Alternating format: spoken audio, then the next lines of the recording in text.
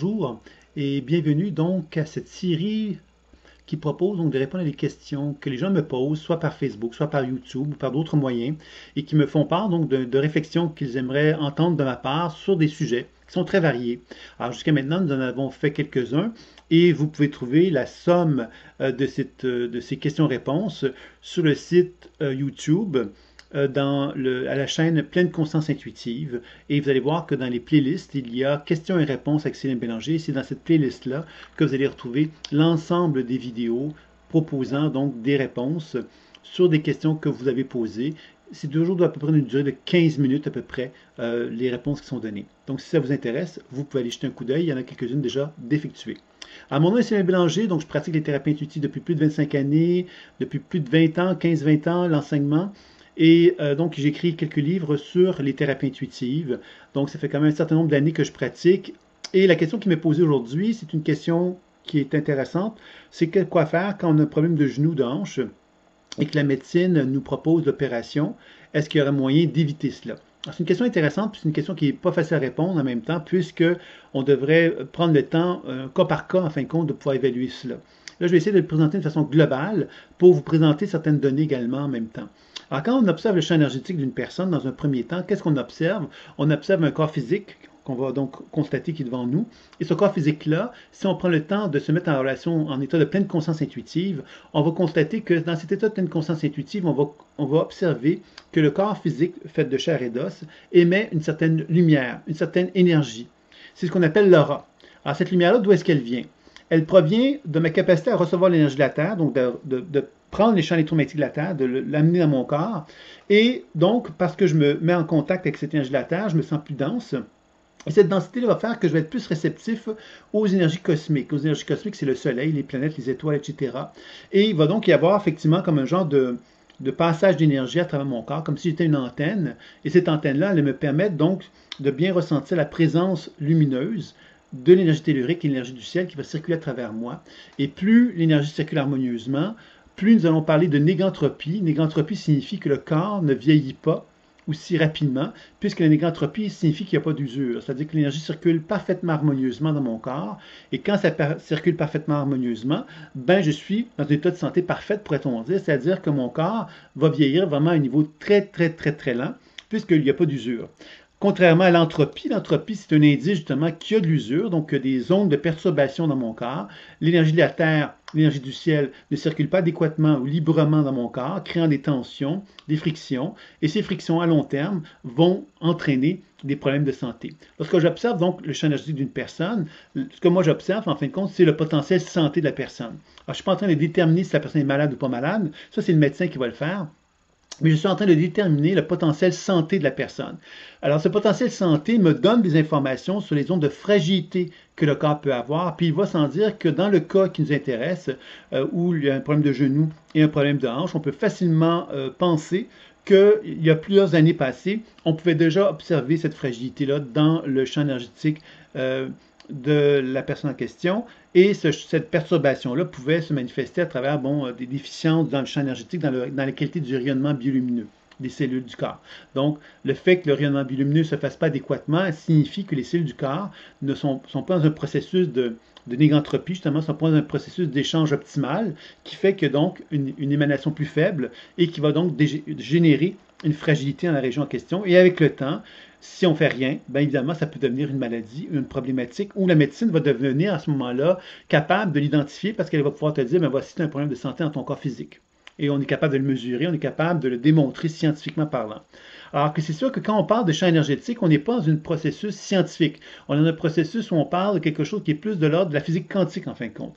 Où on reconnaît que la matière, quelque part, est en mouvement perpétuellement, et que ce mouvement qui est perpétuel se manifeste, se mesure par cette qualité biolumineuse, par l'énergie vitale qui circule dans le corps.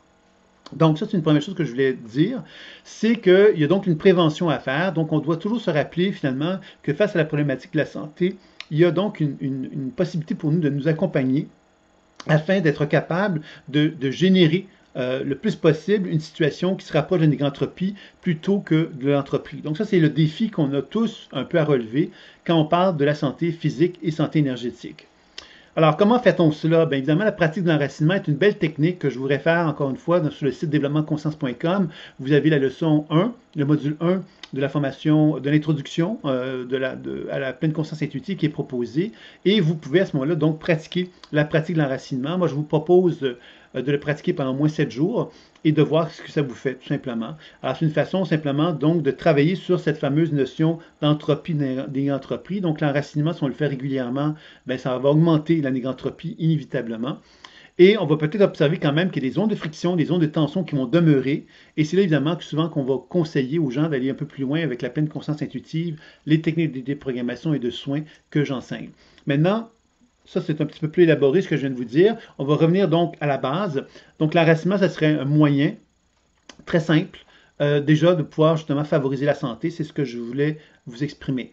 Maintenant, par rapport à la problématique dont on parle ici, c'est une situation où il y a eu donc un accompagnement qui a été déficient. On pourrait voir ça comme ça. La personne n'a pas été attentive à cette problématique ou cette fragilité qu'elle avait. Donc, il est arrivé à un moment donné où son corps a atteint un niveau d'entropie trop élevé.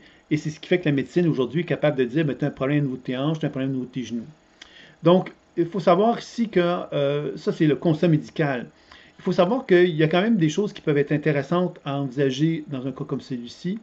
Je pense, par exemple, en médecine chinoise. La médecine chinoise va nous parler du yin et du yang des reins. C'est important de comprendre cette notion de yin et de yang. Le yin, c'est ma capacité, en fin de compte, de mes jambes de se connecter au sol. Donc, quand on parle des genoux et des hanches, on est vraiment en relation avec nos jambes et notre bassin. Donc, la première chose, c'est de se poser la question de quelle façon que moi, je peux établir une meilleure relation de la Terre avec mon corps pour que justement cette énergie tellurique me supporte, me supporte dans mes jambes et mes hanches, puis qu'elle me donne le sentiment quelque part que je puisse me tenir debout et que je puisse à quelque part prendre la direction que j'ai envie de prendre. Parce que c'est certain que lorsqu'on a une bonne énergie dans nos jambes, ben effectivement, on se sent léger, puis on se sent capable de prendre la direction qui nous apparaît comme étant juste pour nous. On sent même des fourmillements, un plaisir de vouloir aller dans la direction en question. Donc, ça, c'est quelque chose qui est quand même assez important. Je dirais ça comme ceci, comme première réflexion, est-ce qu'on a effectivement ce plaisir-là dans l'idée du mouvement, dans l'idée de faire des choses qui nous plaisent et qui nous font plaisir? L'autre chose aussi, au niveau psychologique et psycho-émotionnel, qui est reconnu par rapport au genou, c'est le je-nous. Je-nous. Donc, ça implique la relation. Ça implique la relation et ça implique souvent l'adaptabilité, la difficulté à s'adapter. Tantôt, je disais, mais quand on est relié à nos jambes, on y va de l'avant puis on ne se pose pas de questions. Mais quand on est avec le genou, on est dans une position problématique. On est avec je, mais il y a le nous qui est là. Le nous nous empêche de pouvoir être je. Donc, on est toujours un peu emprisonné là-dedans. Donc, le genou ne peut pas finalement aller de l'avant comme il le souhaite. Donc, il est obligé, lui, de se tendre quelquefois. Et dans cet état de tension, il peut même devenir rigide. Rigide dans le sens qu'il va refuser de plier. Les genoux, quand on dit mettre le genou à terre, c'est de sortir dans une position, entre guillemets, d'humilité, où on accepte justement de lâcher prise. Alors quand on ne veut pas lâcher prise, qu'est-ce qu'on fait? On se tend et c'est là que l'entropie peut se manifester. Les hanches nous supportent également. Les hanches nous supportent et nous amènent justement à manifester une certaine puissance, une certaine force aussi dans une certaine direction. Sauf que quand on est trop entêté, et quand on veut trop s'entêter face à une direction, par exemple, une porte est fermée devant moi, mais je continue, puis je continue, puis je continue à vouloir défoncer la porte en question, puis que la porte elle est blindée, puis qu'elle ne s'ouvrira jamais, je vais perdre de l'énergie inutilement. J'aurai avantage de dire, je laisse tomber, puis je passe à autre chose. Alors, ça, c'est un autre élément important par rapport aux hanches. Donc, tout ça, quelque part, indique qu'il y a une puissante énergie potentiellement dans les genoux, dans les jambes et dans le bassin chez cette personne-là. Une énergie très puissante, mais une énergie, quelque part, qui n'a pas été accueillie. Accueillie dans le sens de faire remonter vers le haut. On est resté avec l'énergie dans le bas, et cette énergie qui est dans le bas, qu'est-ce qu'elle disait? Elle disait, je ne veux pas bouger. Je ne veux pas bouger, je veux ça et je vais l'obtenir. Donc, on s'est accroché à quelque chose, et en s'accrochant à quelque chose, on a quelque part dégénéré, créé une faiblesse énergétique plus importante. Donc, il y a des produits d'herbologie chinoise qui peuvent être intéressants pour travailler sur le yin et le yang des reins. Ça, c'est une première chose. Alors, évidemment, dans un cas comme celui où on est avancé, quelque part, on doit se donner des chances en se disant, je vais faire des tests, je vais voir qu'est-ce que je peux faire pour chercher à augmenter ma qualité énergétique, pour être capable d'arriver à constater que je puisse donc ne plus être obligé de me faire opérer. Donc, l'herbologie chinoise pour travailler sur le yin et le yang des reins. Il y a l'acupuncture qui pourrait travailler sur le yin et le yang des reins, bien évidemment. La pharmacologie est un élément fondamental, je dirais. l'acupuncture pourrait être fort intéressante aussi pour travailler là-dessus. Donc, si on veut vraiment se donner des chances pour éviter l'opération, ben, ça serait une façon, sans doute, de pouvoir travailler là-dessus. Si on se ramène maintenant à la pleine conscience intuitive concrètement, ben, quelque part, la pratique de l'enracinement que j'ai proposée tout à l'heure, ce serait une façon de justement commencer à ressentir, voir et entendre, hein, cette relation que j'ai avec mes jambes, avec mon bassin, de quelle façon je pourrais l'améliorer, de quelle façon que je pourrais augmenter la qualité de la circulation énergétique, puis commencer à me rendre compte à quoi je ressemblerais, moi, si j'acceptais que l'énergie circule dans mes jambes et dans mon bassin, et que je la fasse remonter vers mon cœur. Qu'est-ce qui arriverait? Qu'est-ce que ça changerait en moi? Alors, j'ai l'impression que je deviendrais peut-être un être humain plus ferme dans le sens que je serais moins dans ce désir de défoncer une porte blindée, mais de simplement être plus ferme à reconnaître que cette porte blindée-là ne me convient pas, et je m'aime assez pour reconnaître que c'est pas ça que je veux. Je m'aime assez. Alors ça aussi, c'est un autre élément important dans l'idée que cette problématique-là des hanches et des genoux peut-être est justement liée au fait qu'on n'a pas voulu s'aimer, on n'a pas voulu se donner de la valeur, puis on s'est comme un petit peu écrasé dans l'idée qu'il fallait être aimé. Il fallait être aimé par l'extérieur.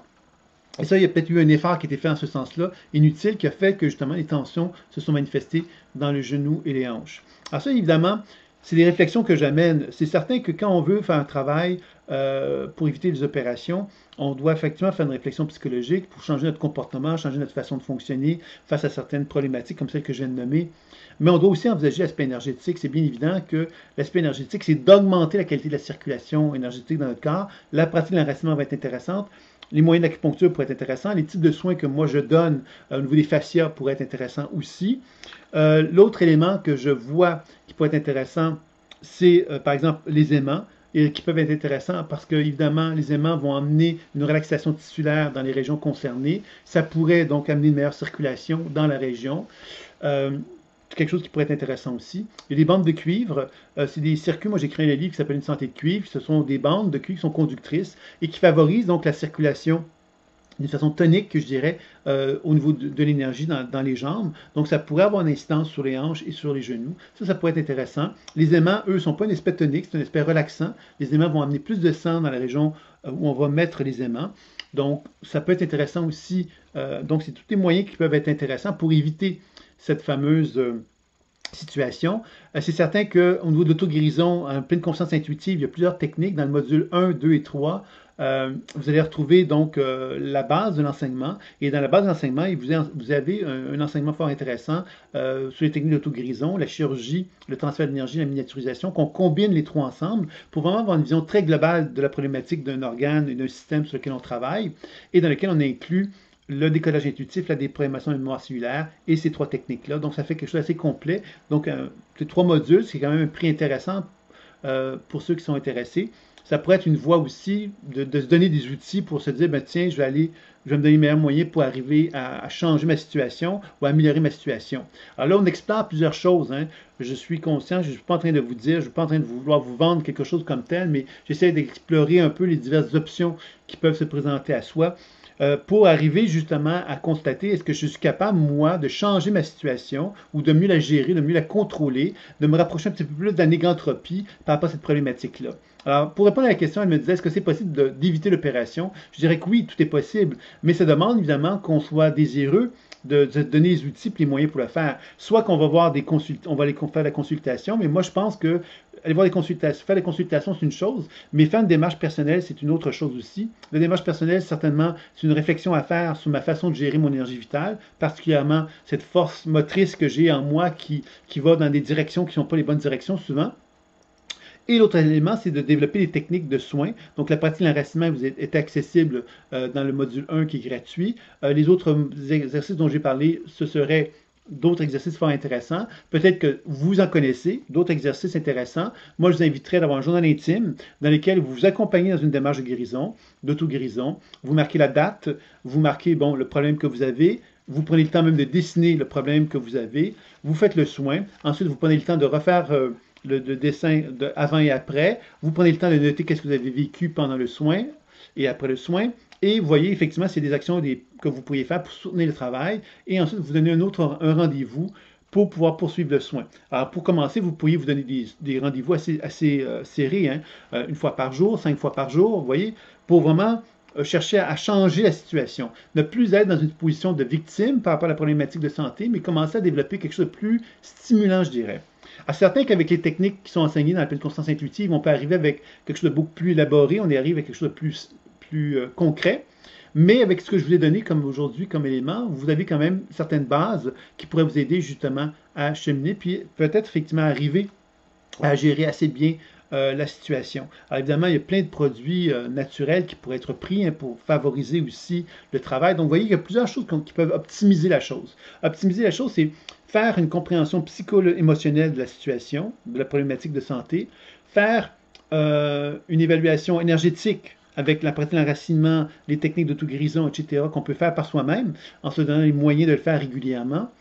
Aller voir des consultants, des professionnels de santé qui peuvent effectivement nous soutenir dans le travail qu'on est en train d'effectuer par rapport à ça.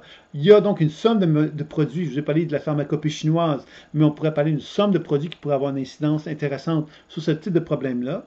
Donc, on pourrait aussi envisager d'aller faire une consultation à ce niveau-là, ou même rencontrer un naturopathe dans certaines boutiques naturelles. On peut faire ça. Il y a des conseils judicieux qui peuvent être intéressants aussi. Donc, vous voyez, somme toute, c'est à peu près ça. Bon, les aimants, les produits de cuivre dont je vous ai parlé tantôt, qui peuvent être intéressants aussi. Donc, vous voyez qu'il y a un ensemble de choses qui est possible de faire pour commencer justement à renverser la situation. Puis, rappelez-vous quelque part que une situation de négantropie, d'une entropie plutôt, c'est une situation d'usure. Et c'est certain que la physique quantique, elle met en évidence à quelque part qu'il est possible de guérir toute chose. Et c'est certain que quand on commence à se mettre en relation avec le processus quantique, le processus quantique, c'est quoi? C'est la négantropie. Alors, si moi je suis capable d'amener par la foi et par mon intention, d'amener mon genou, d'amener mes hanches à un niveau de conscience assez élevé pour être capable justement de donner l'opportunité à l'univers de réorganiser ces régions-là, bien, à quelque part, il y a quelque chose d'assez intéressant aussi là-dedans. Alors, dans l'enseignement de la pleine conscience intuitive, il y a aussi des techniques qui sont proposées pour nous amener à ce que je viens de décrire, mais par la foi et par justement simplement l'idée qu'on puisse donc avoir une action amoureuse, accueillante envers nos genoux, envers nos hanches, qu'on ne les voit pas comme des monstres, des éléments méchants qui nous empêchent d'avancer ou progresser, mais qu'on fasse la paix où c'est que ces régions-là. Ce serait également des techniques fort intéressantes. Il y a des techniques comme l'accueil qui sont de réunification, en fin de compte, qui sont très intéressantes dans la pratique de la pleine conscience intuitive, qui nous aident justement à travailler sur le principe de se réunifier avec les zones perturbées, qui pourrait être fort intéressant aussi. Mais l'idée donc d'accueillir que le corps est là pour nous dire quelque chose. Donc, mon genou, mes hanches sont là pour me dire quelque chose, d'accueillir le message qu'il a à me dire, de pardonner, de me pardonner, de ne pas avoir m'être soigné, je pourrais dire ça comme ça. Et à partir de là, ensuite, de me donner l'amour, l'amour à ces régions-là pour que justement je les supporte. Je fasse attention à eux maintenant que j'ai pris conscience de ce que mon corps voulait me communiquer.